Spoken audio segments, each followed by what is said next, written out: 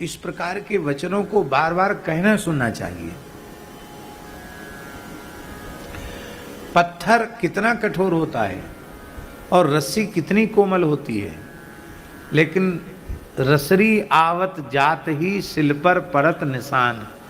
ऐसे हम लोग पत्थर के जैसे कठोर हैं, पर ये संतों के पवित्र वचनों की रस्सी रगड़ती रहेगी तो कभी न कभी एक लकीर ऐसी खिंच जाएगी कि फिर अपने आप हमारे भीतर अक्रोध की भावना आ जाएगी।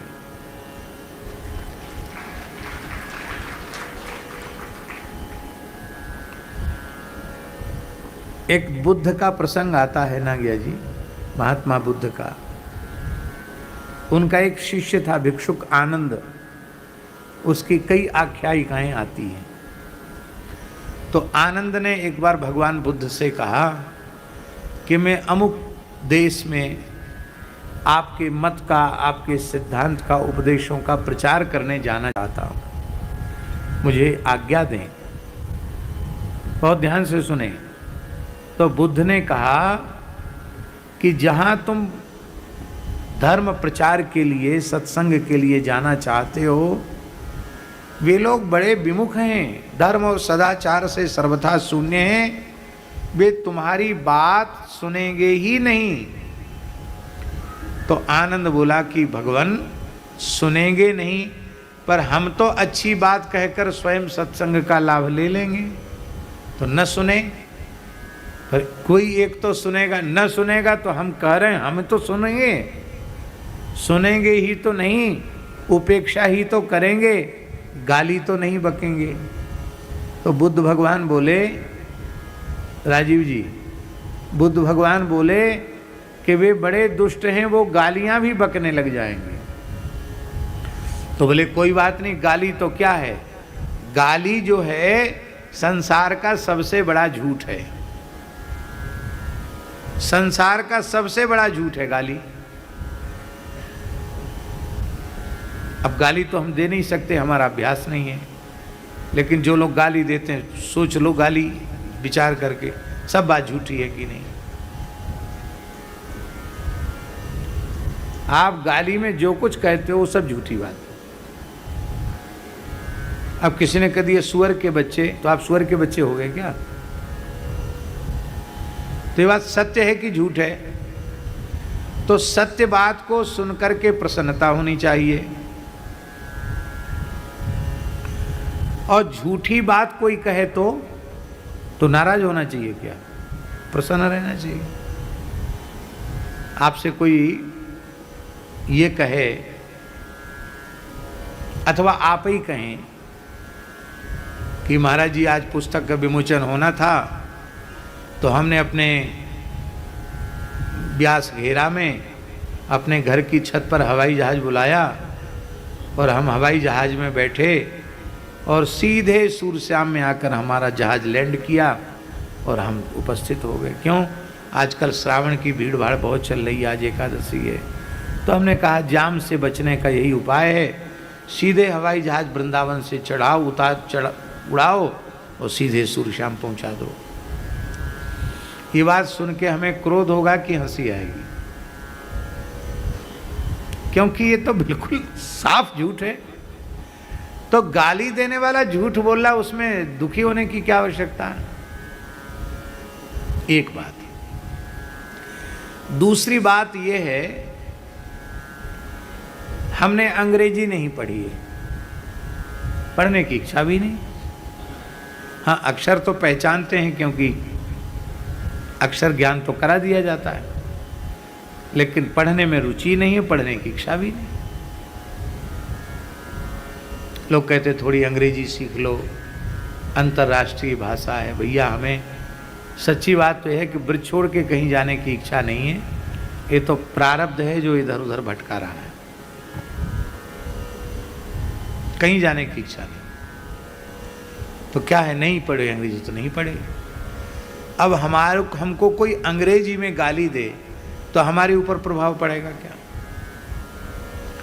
स्तुति करे तो प्रभाव पड़ेगा क्या? हम तो पढ़े नहीं। आप चाहे अंग्रेजी में गाली दो, चाहे स्तुति करो, हमारे चित्त पर कोई प्रभाव नहीं पड़ेगा। ऐसे लिए वैष्णव को, साधु पुरुष को, सज्जन व्यक्ति को ये पक्का कर लेना चाहिए। हमने पर निंदा पर चर्चा की, गाली गलौज की भाषा पढ़ी ही नहीं, हमने तो हरिनाम की भाषा पढ़ी है, भगवत भागवत गुणगान की भाषा पढ़ी है। तो जिस भाषा को हमने पढ़ा ही नहीं, उस भाषा में बड़ाई करो तो प्रभाव नहीं, निंदा करो तो प्रभाव नहीं।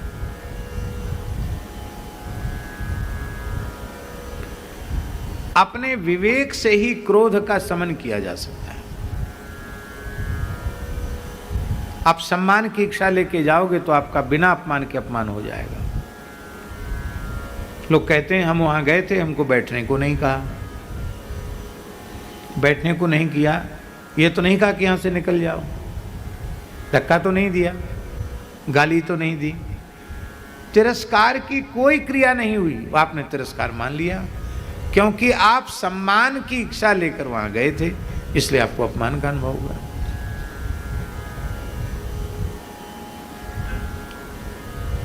हमारे पूज्य गुरुदेव नैमिषारण्य पधारे, एक स्थान है वहाँ, बहुत अच्छा स्थान है, अपने रामानंद संप्रदाय का ये लश्करी महात्माओं का स्थान है। और श्री रामानंदास जी अपने सूरज घाट वाले महाराज जी के साथ थे, पढ़ते थे। तो महाराज जी वहाँ गए, भक्तमाली जी, और स्थानों में प्रायः कोतवाल ही होते हैं, एक प्रशासनिक साधु होता है जो थोड़ा डांट डपट के सबको ठीक रखता है, उसको हमारे साधुओं में कोतवाल कहते हैं। तो जो कोतवाल बाबा थे, उन्होंने महाराज जी की वेशभूषा देखी तो समझा ऐसे ही करने वाला साधु है, बहुत सामान्य रहते थे वो। तो उनको संत निवास में बढ़िया आसन नहीं लगाया कि चौकी पर या कोई आसन वासन, नहीं, उनको गौशाला में एक कोना खाली था, तो यहाँ रहो। महाराज जी आराम से रहने लगे और रामानंद दास जी को हरिनामामृत व्याकरण पढ़ा रहे थे। तो थोड़ी देर उनको पढ़ाते भी थे, हरिनामामृत पढ़ाते थे उनको।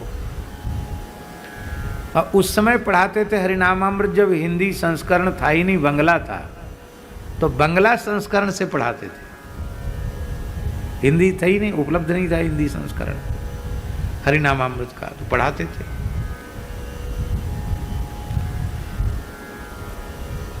लगभग 20-22 दिन वहां रहे, गौशाला में आसन लगा के रखे और पंगत में बैठते तो सीधे साधे साधुओं को कोतवाल बाबा ज्यादा सेवा बताते हैं।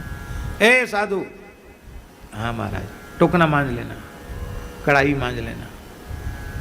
महाराज जी को सेवा भी नित्य मिलती और गौशाला में रहते तो गोबर वगैरह उठाते, सफाई करते।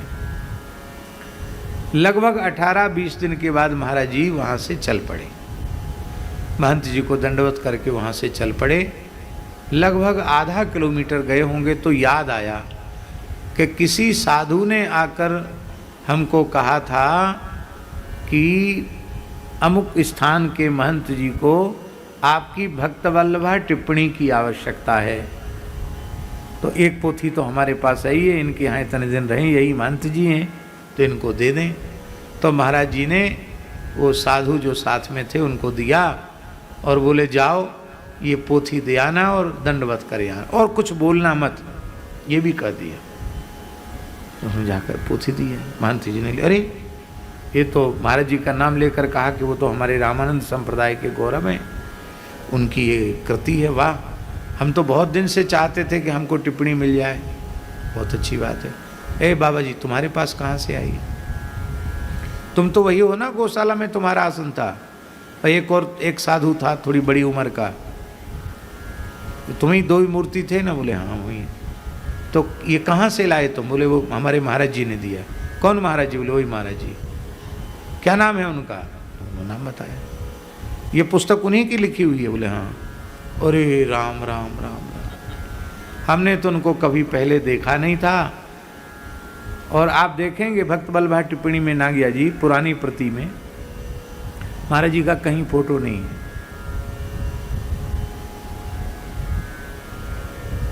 गुरु महाराज का फोटो है पर महाराज जी का कहीं फोटो नहीं, बस दासानुदास अमुक दास, इतना ही है बस।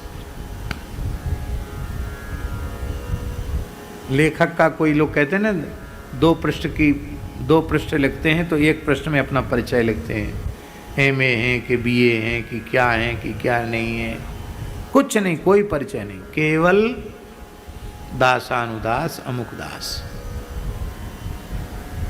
अब महाराज जी महंत जी दौड़े महंत जी, कहाँ है? महाराज जी को बुला, वहाँ गए, साष्टांग प्रणाम किया और बोले महाराज बहुत भारी अपराध हो गया, आप इतने दिन गौशाला में रहे, आप तो गुरु तुल्य हैं, आप तो हमारे दास के आसन पर आपका आसन रहता, हम नीचे रहते, आपसे कुछ लाभ लेते, न तो कथा सुन पाए, कुछ नहीं कर पाए। अब महाराज जी चलिए कुछ दिन सेवा का सौभाग्य दीजिए। महाराज जी ने हंसकर कहा, अब तक जो सेवा का सुख और दर्शन का सुख मिला, अब जाने पर फिर नहीं मिलेगा, परिचय के बाद फिर प्रतिबंध हो जाएगा। और बहुत प्रसन्नता से रहे, गौशाला से अधिक पवित्र स्थान और क्या हो सकता है। बहुत अच्छा सुंदर प्रसाद पाया, सेवा का सौभाग्य मिला। परिचय हो जाता तो ये सब सौभाग्य नहीं मिलता। अब हम लौट नहीं सकते, क्यों? बोले श्री भक्तमाल जयंती आने वाली है तो हमको पहुंचना है, भक्तमाल जयंती मनाना है। महाराज जी फिर वहां से चल गए।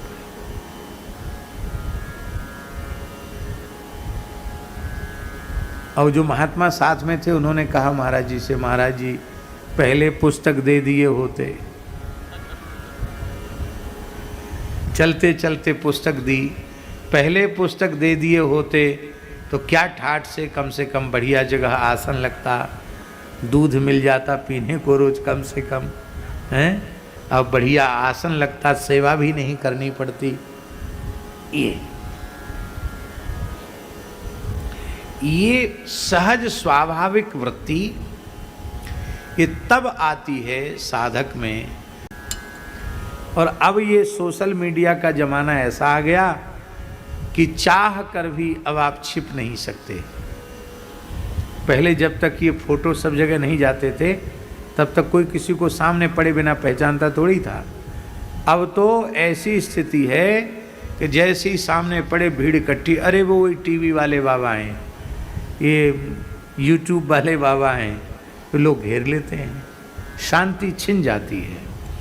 तो राम जी इस प्रकार से यह अपने विवेक से क्रोध का निरसन किया जा सकता है। देखिए संत एकनाथ जी, उन्होंने अक्रोध व्रत लिया था कि मैं कभी किसी पर क्रोध नहीं करूंगा। एक ब्राह्मण की पुत्री विवाह की योग्य थी। आज भी पैठण में ब्राह्मण अधिक हैं और भगवत कृपा से उस समय सब ब्राह्मण लक्ष्मी और सरस्वती दोनों की कृपा प्राप्त थे। तो वो गरीब ब्राह्मण गया, कहा भाई देखो हम आपके ही जाति बिरादरी के हैं, हमारी बेटी ब्याह के योग्य है, हम बहुत कंगाल निर्धन ब्राह्मण हैं, हमारी बेटी के ब्याह में कुछ सहयोग करो। तो पैठण के धनी मानी ब्राह्मणों ने कहा थोड़ा सहयोग नहीं, बेटी का बढ़िया से बढ़िया पूरा विवाह अपने खर्चे से हम लोग करा देंगे, बस एक शर्त है। यहाँ एकनाथ नाम का ब्राह्मण है, हम लोगों की समाज का है, कभी क्रोध नहीं आता उसको गुस्सा दिला दो। देखो कैसे होते हैं लोग, जो कभी गुस्सा नहीं करता उसको गुस्सा दिलाओ, उसको गुस्सा दिला दो तो तुम्हारी बेटी का ब्याह का खर्च सब हम वहन कर लेंगे।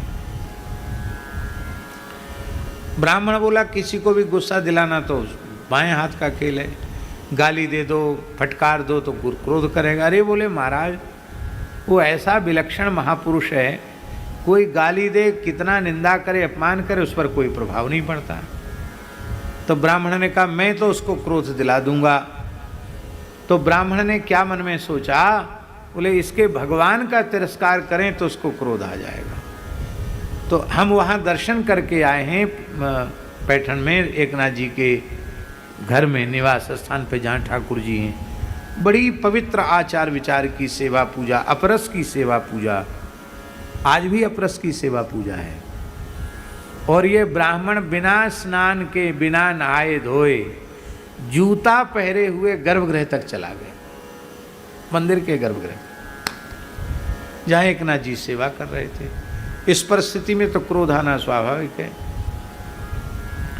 पर एकनाथ जी उसको देखकर मुस्कुराए, गुस्सा किए ही नहीं। उसने सोचा सपरस कर दें तो नाराज हो जाएं, तो लिपट गया एकनाथ जी से।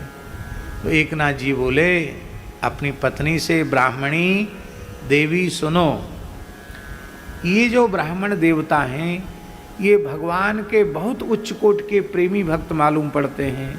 भगवान का मंदिर देखते ही और इनके मन में इतना प्रेम का जागरण हुआ कि उन्हें देह गेह की सब सुध भूल गई कि नहा के जाना चाहिए कि बिना नहाए जाना चाहिए, जूता पहन के जाना चाहिए कि जूते उतार के जाना चाहिए।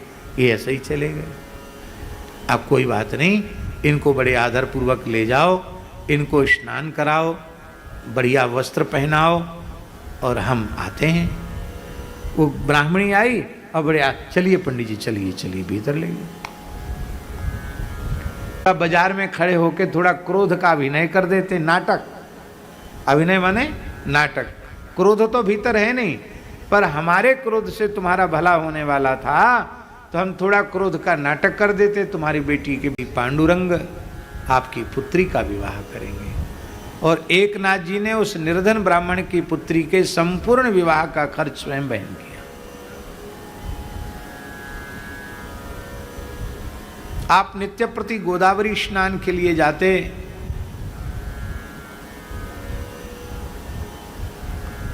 एक म्लेच्छ ने, यवन ने आपको क्रुद्ध करने का संकल्प किया कि मैं क्रोध दिलाऊंगा एकनाथ जी को, और वो स्नान करके आए। और उस दिन नागिया जी पूर्णिमा थी, माघी पूर्णिमा, माघ महीने की पूर्णिमा तिथि थी। भले वहाँ ठंड कम होती है फिर भी माघ में ठंड तो रहती है, उनके लिए ठंड नहीं होती। वहाँ के लोग तो उसी में कंबल अम्बल ओढ़ने लग जाते हैं, उनके लिए तो ठंड होती है। तो माघ का महीना था और आप गोदावरी स्नान करके आए। उस म्लेच्छ ने एकनाथ जी के सिर पर थूक दिया। आप फिर वापस चले गए गोदावरी, फिर गोता लगा के फिर थूक दिया, फिर गोदावरी के फिर थूक दिया। बार बार थूके और बार बार स्नान करके आए, फिर जाते स्नान करके चले आते। 108 बार थूका, 108 बार आपने गोता लगाया, दिन भर गोता लगाते रह गए। रास्ता बदल सकते थे, रास्ता भी नहीं बदला। क्यों नहीं बदला रास्ता, ये प्रश्न है। हमको लगता है कि वे सर्वत्र भगवत दृष्टि रखने वाले महापुरुष मन में सोचते होंगे कि प्रभु इस स्वरूप में मेरे धैर्य को टटोल रहे हैं, तो प्रभु मेरी परीक्षा ले रहे हैं, तो हम इस लीला में पीछे क्यों हटें। भगवान देखना चाह रहे हंसकर कहा, भैया तैने तो मेरे ऊपर बड़ी कृपा करी, आज माघी पूर्णिमा जैसा पवित्र दिन है, तू कृपा न करता तो 109 बार गोता कैसे लगता है। 108 से भी एक बार अधिक गोता लग गया। उनको क्रोध नहीं है। पत्नी से तिरस्कार सहन कर पाना तो और कठिन है। श्री संत जगत गुरु तुकाराम महाराज की पत्नी परम पतिव्रता थी और परम भक्तिमती थी, पर श्री तुकाराम जी बेचारे खाने पीने का होश नहीं, तो वो भगवान से थोड़ा नाराज प्रणय कोप करती थी कि हमारे भोले भाले पति को पंढरीनाथ ने बावड़ा बना दिया है। इसलिए ठाकुर जी को भी कई बार अट्ट-पट्ट बोल देती थी और तुकाराम जी तो अपनी मस्ती में मस्त रहते। भाइयों ने हिस्सा बांट किया तो कुछ महाजनी का बही खाता दे दिया जिसमें लोगों का पैसा उधार पड़ा था, उनसे तगादा करो, पैसा लो, काम चलाओ। वो जाते तो वो कह देते कि तुकोबा हम तो बहुत गरीब हैं, हमारे पास कुछ नहीं है। तो सारे जो हिसाब किताब वाली बहियाँ थी उनको पत्थर बांध के चंद कौन सी नदी है, इंद्रायणी में डुबा दिया। और जो कोरी बही खाता थे उन पर भगवान के लिए अभंग लिखने लगे। अब रोजी रोटी का साधन तो समाप्त हो गया। पत्नी ने कहा कि कई दिन हो गए बिना खाए पिए, अरे कम से कम खेत में थोड़ा गन्ना लगा है, गन्ना ही ले आइए। तब आप गन्ना लेने गए। वहाँ से गन्ना लेकर चले और बालकों ने आपसे गन्ना मांगा, तो कोवा हमको दो हमको दो। तो सब में श्री कृष्ण का दर्शन करने वाले, बालकों में गोविंद गोपाल का दर्शन करने वाले, ल्यो गोपाल जी, ल्यो गोविंद, ल्यो प्रभु, सबको बांट दिया। एक गन्ना लेके कंधे पर आए, एक गन्ना। सवेरे गए थे और दिन चढ़े 2-2:30-3 बजे आए, वो भी एक गन्ना लेके आए। तो पत्नी को तो बहुत क्रोध हो गया कि ये कैसे विचित्र महापुरुष हैं, सवेरे के गए दोपहर पीछे लौट रहे हैं, और वो भी एक गन्ना लेकर के। आओ देखा न ताओ, तुकाराम जी से हाथ से गन्ना लेकर उन्हीं की पीठ पर गन्ना दे मारा। गन्ने के 2 टुकड़े हो गए। इस परिस्थिति में क्रोध कौन नहीं करेगा। पर श्री तुकाराम जी ने मुस्कुराकर कहा, देवी हम सोच रहे थे गन्ना एक है और हम घर में चूसने वाले 2 हैं, तो हिस्सा कौन बांटेगा। तुम कितनी बुद्धिमती हो, विवेकवती हो कि तुमने न्याय कर दिया, जो नीचे गिर गया है उसको हम चूस लेते हैं और जो तुम्हारे हाथ में है उसको तुम चूस लो, और पंढरीनाथ का भजन ही तो करना है, अपने को क्या लेना देना है। इतना सुनते ही उनकी जो गृहिणी थी, उनके तो आँखों के सामने अंधेरा छा गया। वो थर-थर काँपने लगी, चरणों में प्रणाम किया और कहा, भगवान आज इस दासी को क्षमा कर दो, अब जीवन में कभी इस प्रकार का अपराध मेरे द्वारा नहीं होगा। और फिर जीवन में कभी नहीं, कभी छेड़ा ही नहीं तुकाराम जी को। तुकाराम जी निश्चिंत भजन करते और जीजाबाई उनकी निरंतर सेवा में लगी रहती। अब हम आपसे पूछ रहे हैं, जीजाबाई में इतना बड़ा परिवर्तन जो आया, वो क्या तुकाराम जी के क्रोध करने से आता? उनके अक्रोध से यह परिवर्तन उनके जीवन में आया।